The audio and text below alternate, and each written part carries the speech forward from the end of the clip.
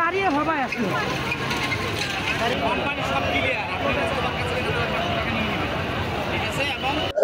কাজে সহযোগিতা করছে 12টা থেকে আগুন লাগছে। এখন কয়টা বাজে? 3টা বাজে মনে হয়। এখনো মনে করেন যে নিয়ন্ত্রণে অল্প একটু নিয়ন্ত্রণে আইছে। আগুনটা লাগছে ওই সাইডে, ফিনিশিং সাইডে আগুন লাগছে। এখানে পানি দিলে তো কাজ হবো না। ভিতর থেকে যত সময় আমরা ঢুকতে না পারবো তত সময় পারবো না।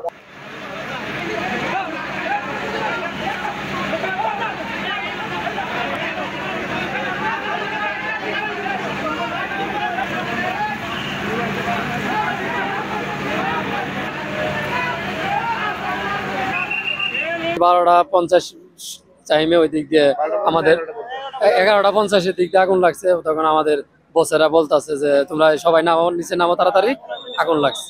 পরে আমরা নামছি, নামার পরে বাইরে দেখি যে এমন অবস্থা, জানালা দিয়ে ধোয়া বাইরেছে। পরে ফায়ার সার্ভিসে ফোন দিছে, ফায়ার সার্ভিস আসতে অনেক লেট করছে। এই কারণে পানি আগুনটা আর নিয়ন্ত্রণে আসতে পারে না। এখন পর্যন্ত আগুন চলতেই আছে ভিতরে।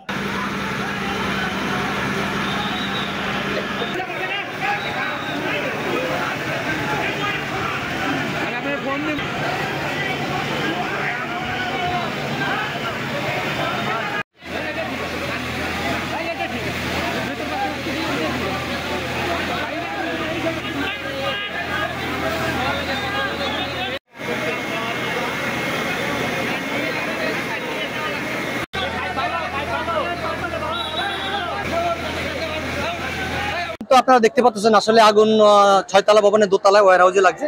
এখানে প্রচন্ড ধোঁয়া আছে এবং তাপ আছে। আগুন আমরা আপ্রাণ চেষ্টা করতেছি যেন আগুনটা না ছড়া যায় এবং আগুনটাকে সীমাবদ্ধ রাখার জন্য। তবে ভাই নির্বাপন করতে সময় লাগবে, যেহেতু অনেক ধোঁয়া এবং তাপ আছে। আর এখানে জানেন পুরোটাই ফেব্রিক্স। এটা এখনো বলা যাবে না ভাই, এগুলো আমাদের 9টা ইউনিট কাজ করতেছে এই মুহূর্তে।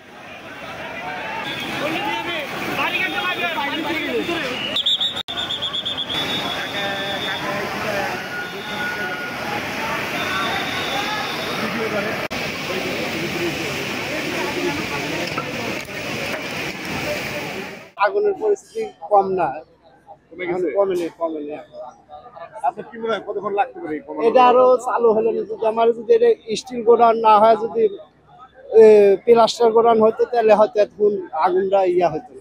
মানে নিচে দোতলা হলো স্টিল গোডাউন, পানিটা দিলে পানিটা কোনো কাজে হয় না। ট্রিটমেন্টের মাল থাকে, আপনার বডি আছে, কার্টনের এইগুলা ক্ষতি তো অনেক হয়েছে, প্রচুর ক্ষতি হয়েছে।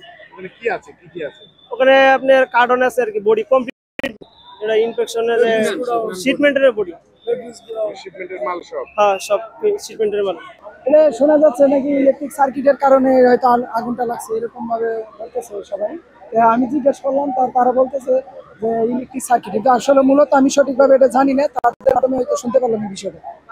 আমরা কাজ করতেছি, কাজ করার মাধ্যমে দেখতেছি যে হট করে শোনা যাচ্ছে ফায়ার আয়না বাজতেছে। ফায়ার আয়না বাজার পর দেখতেছি যে হচ্ছে আগুন ধরার শব্দ শোনা যায়। লাস্টে সবাই ওরা বলে যে সবাই আস্তে আস্তে বের হয়ে চলে যান। আমরা সকলে বের হয়ে আস্তে আস্তে চলে আসি। বর্তমানে আসে আমরা নিরাপদ অবস্থায় আছি।